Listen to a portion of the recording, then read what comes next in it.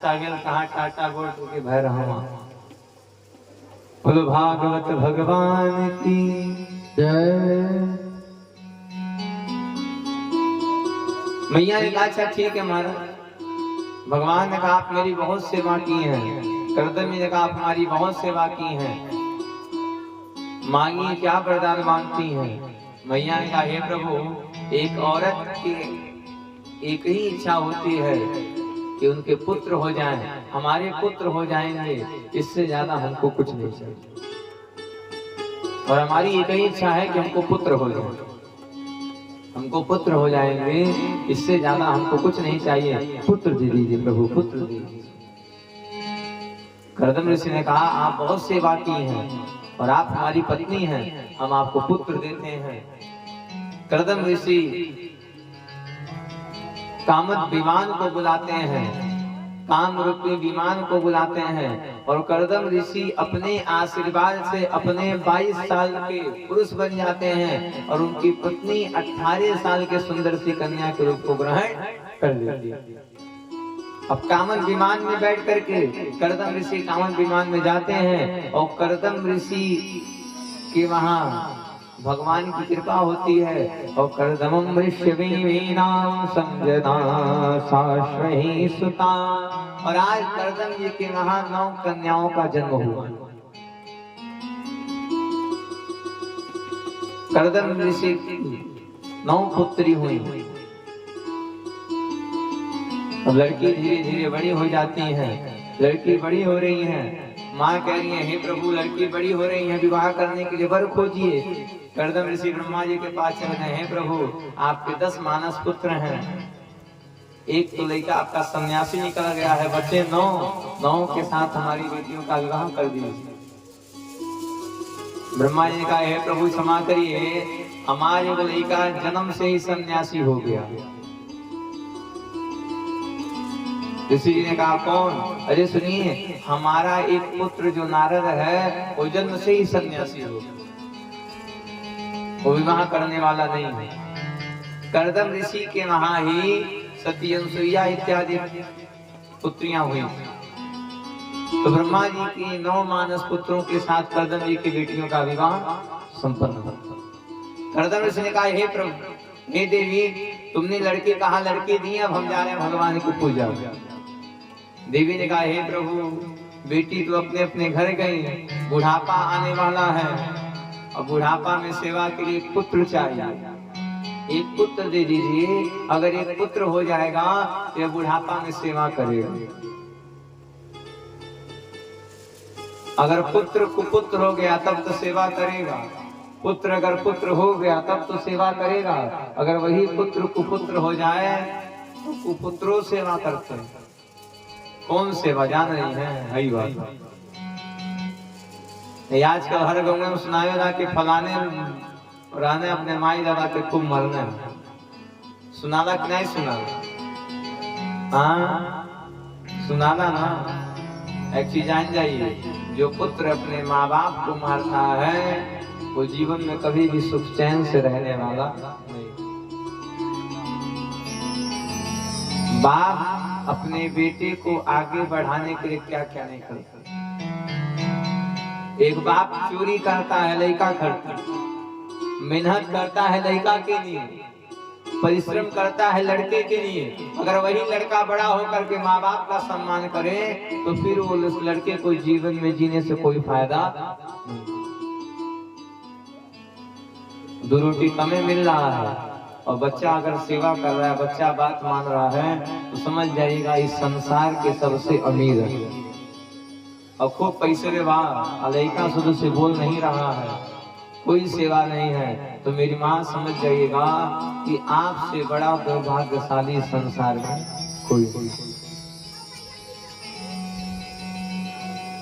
मैया ने कह दिया प्रभु बुढ़ापा के लिए एक लड़का चाहिए और एक लड़का दे दीजिए।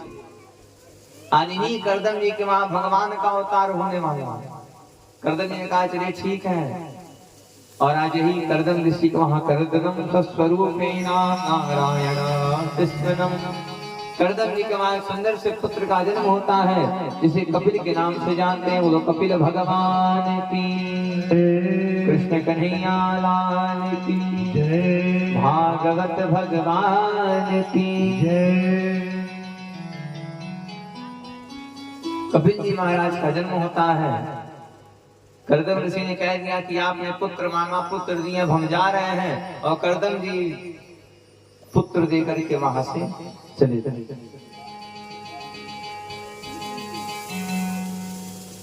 और माँ पुत्र को लेके बैठी हैं, हे पुत्र, मुझे पता है कि आप बहुत बड़ी विद्वान हैं, और हे कपिल जी, मैं जान रही हूँ कि आप कोई साधारण नहीं, आप साक्षात एक नारायण के अवतार हैं। तो हे पुत्र, हम आपसे आज कुछ मांग रहे हैं। पुत्र ने कहा, मांगू माँ, क्या मांगती हूँ? भैया ने कह दिया, सुनिए, हम आपसे मांग रहे हैं, यह बताइए, अगर व्यक्ति को भगवान तक जाना हो तो क्या करना चाहिए? अगर भगवान तक जाना हो तो क्या करना चाहिए? तो आज कपिल जी महाराज अपनी माँ को शांत शास्त्र का उपदेश दे रहे हैं।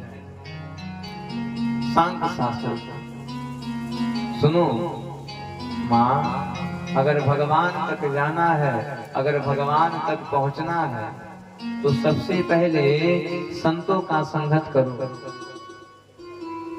अगर भगवान तक जाना है तो सबसे पहले संत का संगत करो। क्यों? क्योंकि संत ही एक ऐसे होते हैं जो मनुष्य को भगवान तक ले जाने में उनका सहायता करते हैं।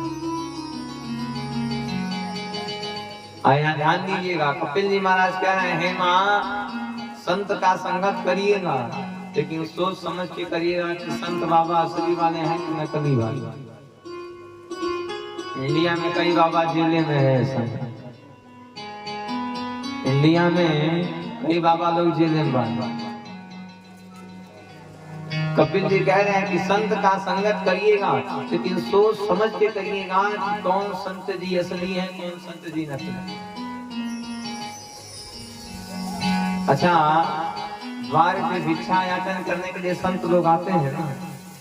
संत का काम क्या होता है? संत का काम है हमेशा भगवान का पूजा करना। संत का काम है अहरनिश भगवान का ध्यान करना। अभी आज भी हमारे वृंदावन अयोध्या जी में ऐसे ऐसे संत हैं जो सूर्य का दर्शन नहीं करते। कि सूरज को देखेंगे तो अंदर वासना आएगा, और वासना आएगा तो भगवान का पूजा भंग होगा। संत जी जो द्वारी आके मानते हैं, ये असली नहीं नकली वाले हैं। असली वाले तो भगवान की पूजा में मस्त हैं। असली वाले तो भगवान की पूजा में मस्त हैं। संत का मतलब होता है कि जो सध गया है वही है संत। जो जान गया है कि भगवान के सिवा हमारा इस संसार में कोई नहीं है, वही है असली साधु। और बाकी सब तो सवारू के रूप में घूम रहे हैं। इसलिए कहते हैं कि जीवन में संत का संगत बड़ा जरूरी है। एक न एक संत का संगत जरूर बनाइए। एक चीज जान जाइए, अगर डॉक्टर साहब का संगत बनाएंगे तो डॉक्टर बाबू दिन भर दवाई के बारे में बताएंगे।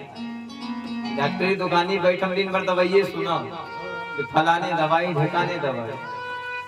और कौन बनिया के दुकाने में जाएंगे तो दिन भर सुनेंगे तेल मसाला नमक चावल हल्दी नून, ये कुछ सुनेंगे। दुकनिया में बैठम ये तो सुनो। आज संत के साथ रहेंगे तब, किसी संत के साथ रहेंगे तो दिन भर भगवान की चर्चा सुनाएंगे, दिन भर भगवान की कथा सुनाएंगे। इसलिए कहते हैं हम कि संत का संगत करिए। संतन की संग लाग रे तेरी अच्छी बनेगी। संतन लाग रे तेरी अच्छी बनेगी। संतन की संग लाग रे तेरी अच्छी बनेगी। संतन के संग लाग रे तेरी अच्छी बनेगी। अच्छी बनेगी तेरी किस्मत सजेगी, अच्छी बनेगी तेरी किस्मत सजेगी। संतन के संग लाग रे तेरी अच्छी बनेगी, संतन के संग लाग रे तेरी अच्छी बनेगी। संतन के संग लाग रे तेरी अच्छी बनेगी, तेरे संग लाग रे तेरी अच्छी हो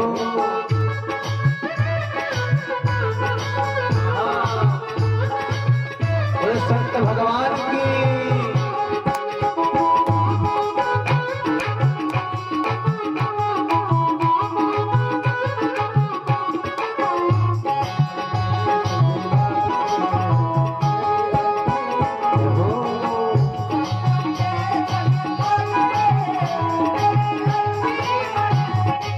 ध्यान दीजिएगा, इस संत का साथ कौन कौन किया है? ध्रुव जी भी संत का साथ दिए थे। ध्रुव जी बन गई, प्रहलाद जी की बन गई, बन गई प्रहलाद जी की बन गई। ध्रुव जी की बन गई, प्रहलाद जी की बन गई, ध्रुव की बन गई प्रहलाद जी की बन गई। बनेगी सबकी आसरे, बनेगी सबकी आसरे तेरी अच्छी बनेगी, संतन के संग लाग रे तेरी अच्छी बनेगी। संतन के संग लाग रे तेरी अच्छी बनेगी, संतन के संग लाग रे तेरी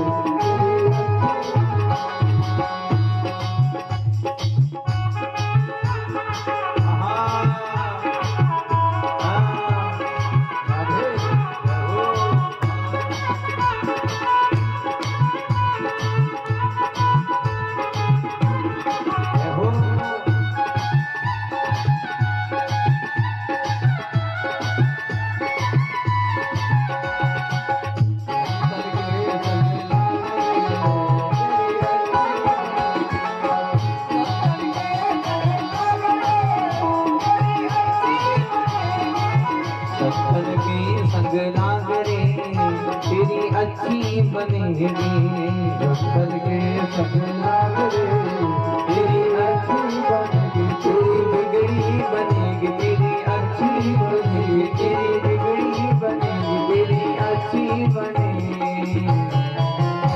बोलो संत भगवान की जय। बाबा ने कह दिया कि संतन के संग लाग रे तेरी अच्छी बनेगी। जीवन में किसी का संग करिएगा या फिर मत करिएगा, लेकिन मेरी माँ, हाँ बाबूजी, जीवन में संत का संगत जरूर करिएगा। जीवन में वो साधु का संगत करिएगा, एक संत का संगत करिएगा जो संत आपको भगवान तक ले जाने में मेरा आपके साथ रहे। साधु रहिए तो मैं दिन भर बताइए राम राम राम, तो भले ही आप ना बोलते हो, लेकिन अगर 24 घंटा राम राम सुनेंगे तो कहेंगे चलो 10 मिनट हम बोल के देखते। और अगर दिन भर बोलबे नहीं करेंगे, दिन भर खाली आलूए गोभी के बारे में जानेंगे तो क्या बोलेंगे? तो जीवन में किसी न किसी संत का आश्रय जरूर लेना चाहिए। बाबा ने कह दिया कि अगर भगवान तक पहुंचना है तो संत का संगत करिए। आप वो सोच समझ के देखिएगा कि संत जी असली वाले हैं कि नकली वाले। कई संत जी लोग पकड़ा के जेलियों में गए, तो बच के रहेगा कि असली वाले संत के साथ में रहे। साधु बनना कोई बड़ी बात नहीं है। 2 रुपया के पियर का रंग, 1 रुपया के 2 रुपया आले के खूब बढ़िया से चक्रोट रंगा। अब भगवा कलर वाला कपड़ा कम से कम 4 मीटर, 2 गो ऊपर 2 गो नीचे बन गए न साधु। भले आगे चल के साधु के रूप में पकड़ा जाए। तो संत का संगत सोच समझ के करिए कि संत जी असली वाले हैं कि नकली वाले। हमने कहा ना कि असली के संत जी भगवान की पूजा करने में व्यस्त हैं, उनके पास समय नहीं है कि वो आपके दरवाजे पे आए। तो हमेशा भगवान की पूजा में रहिएगा, भगवान के साथ रहिएगा। कपिल जी महाराज माँ को कह रहे, माँ सुनो, अगर भगवान तक जाना है, अगर भगवान को प्राप्त करना है, और अगर भगवान के आश्रय पे रहना है तो संत का संगत करिएगा। और अगर असली संत का संगत हो गया तो माँ समझ जाओ तुम्हारा कल्याण हो जाए। माँ ने कहा, हे पुत्र, हमें लगता है कि तुम कोई साधारण नहीं, हमें लगता है कि तुम कोई साधारण नहीं, तुम साक्षात परम पिता परमेश्वर के एक अवतार हो। कपिल जी महाराज मनी मन हंस रहे हैं। हे माँ, तुम कहोगे क्या, हम तो नारायण के एक अवतार कपिल हैं ही। बोलो कपिल भगवान की जय। कपिल जी ने कह दिया महाराज। कपिल जी माँ को शांत शास्त्र का उपदेश देते हैं। और आज माँ कपिल जी महाराज सिद्धा नाम की नदी बहती हैं, और सिद्धा नाम की नदी बह करके माँ जो है बह जाती। और कपिल जी महाराज जैसे देखते हैं कि माँ सिद्धा नाम की नदी बह गई हैं, तो आज कपिल जी महाराज गंगा सागर में चले गए। इसीलिए कहा गया है कि सारी तीर्थ बार बार और गंगा सागर एक। गंगा सागर गइल बानी? हाँ याद दिया गइल बानी? हाँ चलिए, भगवान की कृपा हुई तो जल्दी घूम के चले जाएंगे। कहा गया कि सारे तीर्थ बार बार गंगा सागर एक। कपिल जी महाराज जो है गंगा सागर में चले गए। तीसरी जो बेटी हैं, इनका विवाह दक्ष प्रजापति के साथ होता है, जिनकी कथा कर्नाटक हम लोग से विवाह सुने। अब आइए, कपिल जी महाराज के दो पुत्र हैं। कपिल जी महाराज के को लड़का, कपिल जी के रहने के मनु जी। मनु जी महाराज की 3 बेटियों का चर्चा सुना गया। और मनु जी महाराज के जो 2 पुत्र थे, 5 गो लड़का रहने ना, 3 गो लड़की 2 गो लड़का, तो जो 2 गो लड़कवा 3 गो लड़कियां के कथा सुन रहे हैं, लेकिन जो 2 गो लड़कवा बाने ओकरे बारे में कथा सुनी। लड़कवा के रहा 2 गो लड़का थे, एगो प्रियव्रत एगो उत्तानपाद। उत्तानपाद कौन है? उत्तानपाद का मतलब होता है उत्तम, यानी कि ऊंचा जिसका आचरण है वही है उत्तानपाद। उत्तानपाद महाराज के वहां उत्तानपाद की एक रानी है, जिनका नाम है सुनीति। उत्तानपाद के वो रानी है जिनका नाम है सुनीति। सुनीति नाम है। कई साल बीत गया है, उत्तानपाद के वहां कोई पुत्र का जन्म नहीं, एक को लड़का नहीं है। रानी राजा से जाके कह रही है, हे पतिदेव, राज्य का संभालने के लिए वंश होना चाहिए, और कई साल बीत गया है, पुत्र नहीं हुआ है। हम आपसे प्रार्थना करते हैं, आप जाइए और जा करके दूसरा विवाह कर लीजिए। ऐ सोचिए, कोई औरत कहेगी आज के महाराज को ही। माँ ने कह दिया कि मैं जान रही हूँ कि संसार को चलाने के लिए वंश का होना जरूरी है, और कई साल से हमको पुत्र नहीं हुआ है, तो कृपा करिए और जा करके आप दूसरा विवाह कर लीजिए। माँ के कहने पर, सुनीति के कहने पर उत्तानपाद ने विचार बना लिया, हम विवाह करेंगे। और आज उत्तानपाद एक सुंदर से स्त्री के साथ विवाह करते हैं, जिसका नाम है सुरुचि। का नाम है जजमान जी? का नाम है सुरुचि। यूं के याद करते नहीं कि बाबा पूछते बाने क्या जी सुतल बानी की जागल बानी, वही जाते।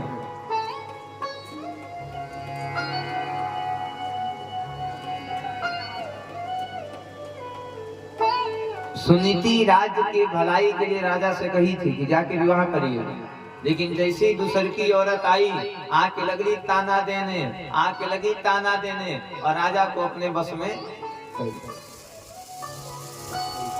आई मेहरारू मर्दे के भौसिम न करें तो क्या करें। पहले के मेहरारू अपने पति जी को कहती थी हमारे पति देव है। अरे मेहरारू कहे नहीं हमारे पति देव हमें फलाने के बाबू हमारे पति देव हैं। आज जमाना बदल गए, आज के मेहरारू कहे नहीं बोली हमारे हस्बैंड है। कहा हमें हस्बैंड के मतलब जानता नहीं, एक बार हंसिया को जहाँ पति देवता देख लाना फिर बैंड बजावा शुरू। एक बार हंसाई भाई हंस के जहाँ पति देवता हंसी में देख लाने तब से बैंड बजना शुरू हो। लोग कहते हैं के हो कहलू कि हमारे हस्बैंड है। बैंड बाजा में बैंड बजेला नहीं बजेला वही तरह पतिये देवता के बैंड बाजा शुरू।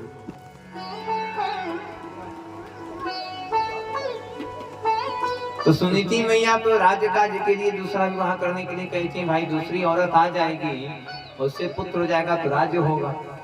लेकिन दूसरी की औरतियां जब से आई है तब से लगी ताना देने और राजा को अपने बस में कर लिया। अब राजा से जो कहती है वही राजा करते हैं। देवी जाकर के चरण में गिर गई, हे प्रभु अरे हमने तो इसलिए दूसरा विवाह करने का आज्ञा दिया कि राज्य कार्य चलेगा। उत्तान पाने का देखो देवी हम विवाह नहीं कर रहे और हम जान रहे